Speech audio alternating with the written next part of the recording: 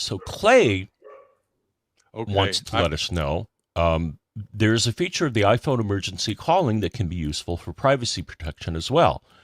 When you click the side button, the power button, 5 or more times, the phone will give a countdown and then call emergency services. Whether the call is made or is canceled, this disables Face ID, Touch ID, and unlock with Apple Watch until the device is unlocked with a passcode. So this is a quick and easy way to protect your device from an accidental unlock through the biometrics that we use for convenience. Another way to trigger this on iPhone and iPad is holding the appropriate button combination to shut the device down.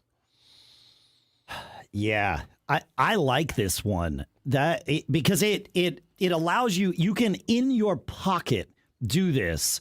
And I remember when Face ID or not Face ID, when Touch ID first became a thing, there were people coming in through customs who were concerned about, being searched and if their device was, you can be compelled to unlock the device with by physical means, but not with something And so by putting it into this mode, you would then have to type in your passcode and you're good to go. So, yeah, I remember a lot of people saying they were doing that as opposed to, wiping their phones before they came back through customs. So I've never wiped my phone before I come back through customs. I'm more worried about, I don't know. I don't know what I'm worried about. Probably getting home.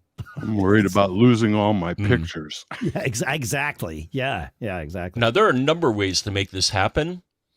And the one way that I found quite by accident is I was trying to take a screenshot, which on my phone is the power button on the right and the volume up button on the left. Right.